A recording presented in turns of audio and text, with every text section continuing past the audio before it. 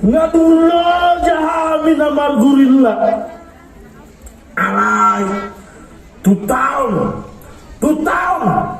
lan godang dohabe akan jolma pengkhianat jalagan terjenggot hamil di halangan baru hasil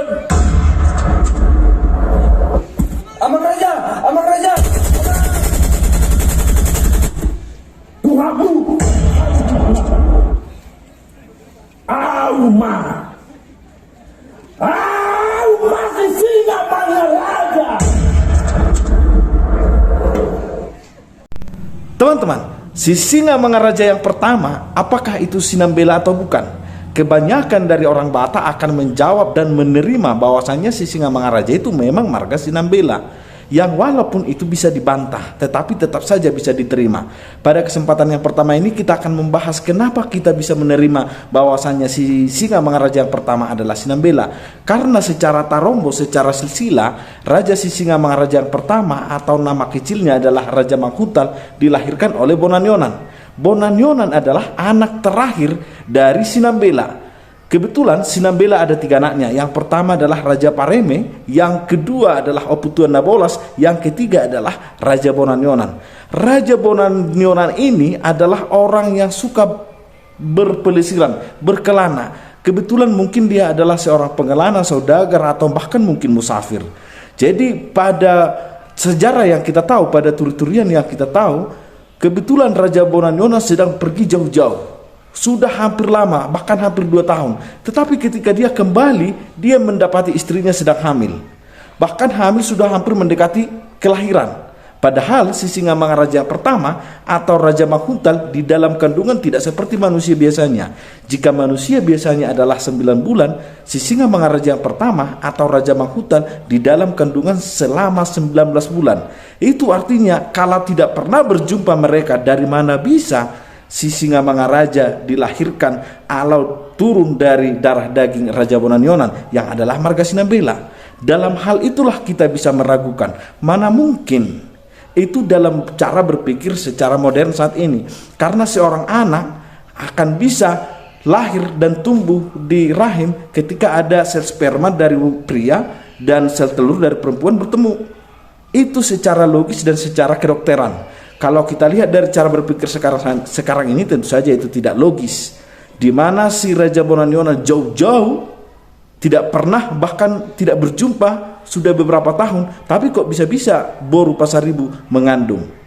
Jadi dalam hal inilah si singa mangaraja yang pertama tidak marga Sinambela. Tetapi kemudian karena sanak saudaranya, keluarganya, Raja Pareme, Oputuan Nabolas, dan keluarga dari si Raja Uluan menerima bahwasannya itu adalah titisan Tuhan, maka si Raja Bonanyonan juga menerima bahwasannya itu anaknya secara bukan genealogis tetapi secara tarombo. Saya angkat dia menjadi anak saya. Artinya dia bukan Sinambela tapi disinambelakan. Itu yang pertama. Jadi secara tarombo Raja si singa mangaraja yang pertama adalah Sinambela, tetapi secara genealogis, secara biologis dia bukan marga Sinambela. Bisa jadi dia, kalau kita mempercayai mitosnya, bisa jadi dia adalah anak dari Tuhan itu sendiri, atau kalau dalam kepercayaan kita adalah anak dari Raja Uti itu sendiri secara biologis. Tetapi secara tarombo dia adalah marga Sinambela yang kebetulan disinambelakan. Dalam hal ini kalau biologisnya dia bukan marga Sinambela dari yang pertama sampai yang terakhir. Seperti kita ketahui teman-teman, si singa mangaraja yang pertama nama kecilnya adalah Raja Manghutal. Ini nama ini dibikin karena ketika kelahiran si singa mangaraja yang pertama, konon katanya karena proses dia masuk ke dalam rahim juga adalah sangat istimewa. Dikatakan istimewa karena tidak ada hubungan badan antara Raja Bonanyonan dengan istrinya Boru Pasaribu, tetapi begitu saja tiba-tiba ada dalam kandungan melalui berkat mimpi. Itu kabar, itu cerita yang kita dengar. Nah, ketika dia lahir katanya bumi ini manghutal, bumi ini bergoyang. Bergoyang bukan dalam artian berayun. Bergoyang di sini, manghutal di sini artinya adalah ada goyangan yang maha besar, yang maha dahsyat, yang ini hanya bisa diberikan atau ditimbulkan oleh bencana, oleh gempa. Artinya ketika kelahiran Sisingamangaraja pertama, yaitu Raja Makhutal, bumi ini bergoyang, diiringi oleh gempa, kira-kira begitu. Dan memang agak unik marga Sinambela ini, agak unik. Kalau kita lihat dari Raja Pareme, anak keduanya juga adalah namanya Opu Humutur. Humutur sama aja juga, Humutur bergoyang juga. Dari yang kedua Opu Tuan Nabolas ada juga Sade artinya sampai terjatuh, kira-kira begitu. Ada peristiwa-peristiwa alami dalam proses kelahiran anak-anak Sinambela kalau kita percaya itu benar. Tapi yang pasti kalau kita percayai Sisingamangaraja adalah keturunan titisan dari langit, maka secara genealogis dia bukan marga Sinambela. Tetapi kemudian ketika Raja Bonanyonan menerima bahwasannya biarlah itu menjadi anakku, dia menjadi anak marga Sinambela. Persis seperti